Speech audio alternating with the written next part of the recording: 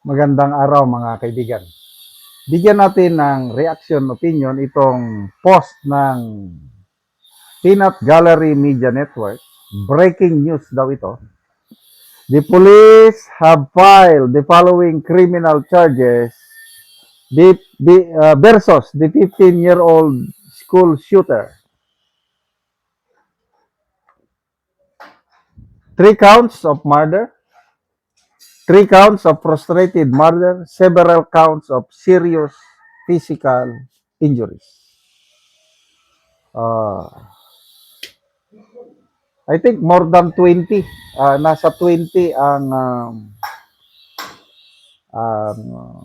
wounded. Kaya yan, yung serious counts of serious physical injuries.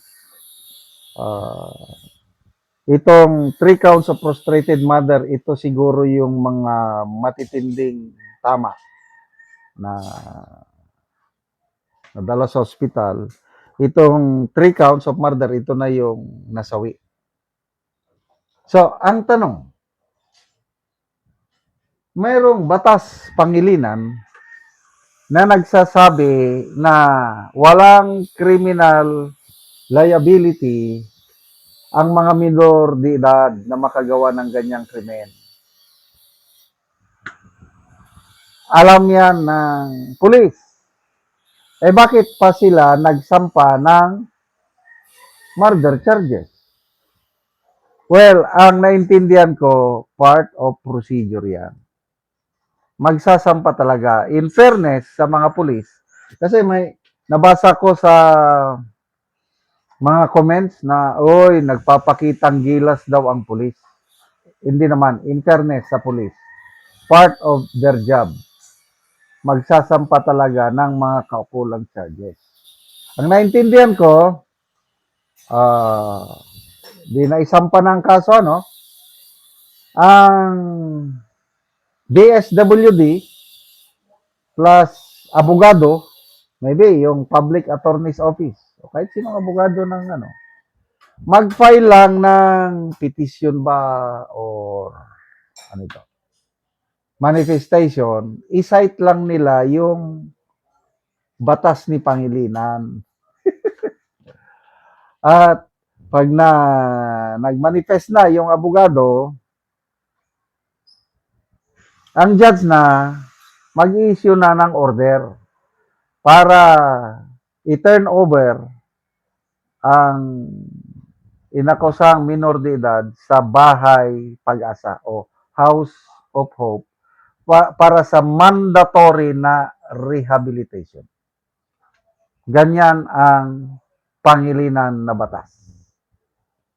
1 taon lang na hindi mo naman sabing kulong kasi hindi kulungan yan. Rehabilitation house. Kung sa US pa, ang tawag doon is halfway house. So dito, bahay pag-asa. I don't know, nasaan? Kung in every region ba mayroong House of Hope. So after 1 year, rehabilitation, indoctrination, whatsoever, wala na. Pakakawalan na yung mga bata na yan. Yan ang aking naiintindihan. Kaya, salamat sa mga pulis. Mabilis na pagsampa ng kaso, ginawa lang nila ang trabaho nila. But again, sana hindi na ito maulit.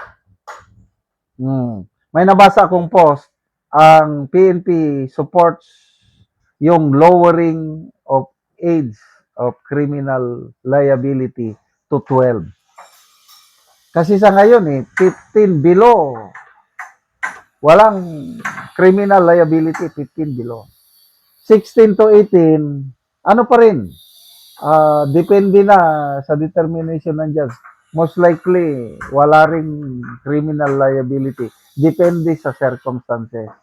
Sa batas ni Pangilinan, basta minor de edad ka, most likely, wala kang kaso.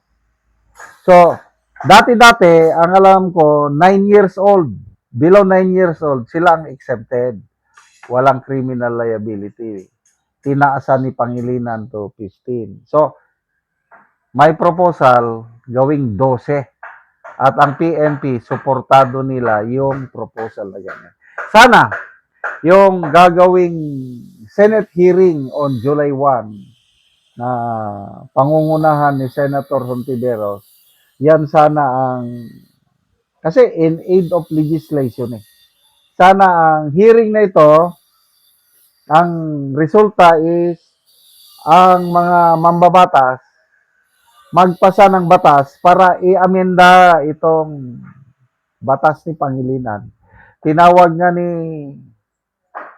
Kiko Barsaga, sino ba yung senador na nagpasa ng batas na ito walang utak?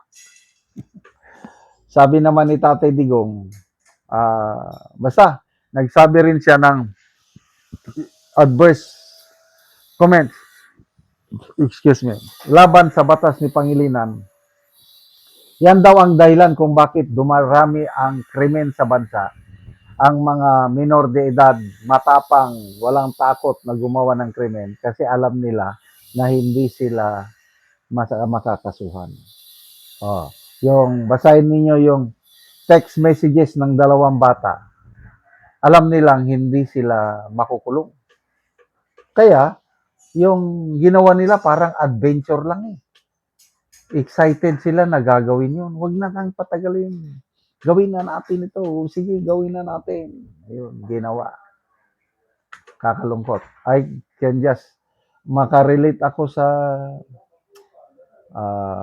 dalamhati ng mga magulang, kamag-anak ng mga nabiktima. 3 biktima na wala na ng buhay. So, sana hindi na ito maulit pa. Sana maamyenda na yung nakakadismayang Pangilinan law na yan na wala namang silbi. Lalo lang nagdulot ng masama para sa ating bansa. Salamat mga kaibigan sa inyong pagsubaybay sa channel nito. Nakakatulong kayo ng malaki sa tribong talandig ng Bukidnon dahil namimigay tayo ng libreng yero at pako para makapagpatayo itong tribo ng mas maayos na tirahan. Panoorin nyo ang video na ito. O diri sa ipatindog nga balay sa natabangan og yero. So mao na ni ang iyang balay nga pagaatupan karon. Og mao na ni ang yero nga nahatag natabang sa ilaha nga ilang pag-iatop.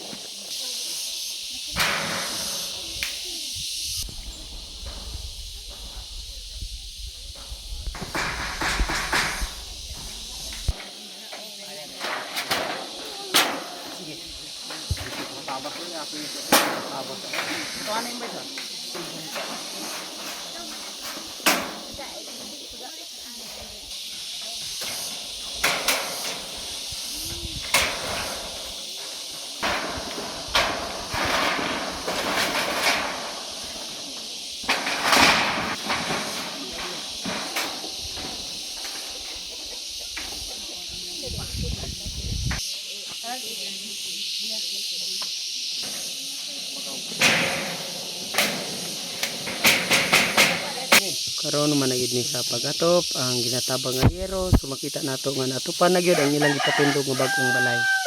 Kaya sa Ginoo, nakabalay na gid ko. Nagatag sa tin, tamat pud kaayo. Kay nakigloon man ko sa akong ginikanan. Oo. So pila na ka tuig nga nakigpuyo lang ka sa imong ginikanan? Sa akong kuan, paminaw mga 5 na gid ka tuig. 5 na gid ka tuig. So karon dako na ako nga pasalamat kay inaamo nga nakatabang sa amo aron nga makapabarog ko sa akong kaugaling mga balay aron di na ko makigloon sa akong ginikanan. Pangalan nga pamilyado na ko. So naa na kay anak? Na anak ko anak karon isa. Ay pinaagi ini sa inyong tabang sa akong pasalamat pod na katabang sa mua kay ang among pangorta igo ra gyud sa kaon. So wala na budget para sa iatop nga yero. So salamat kayo.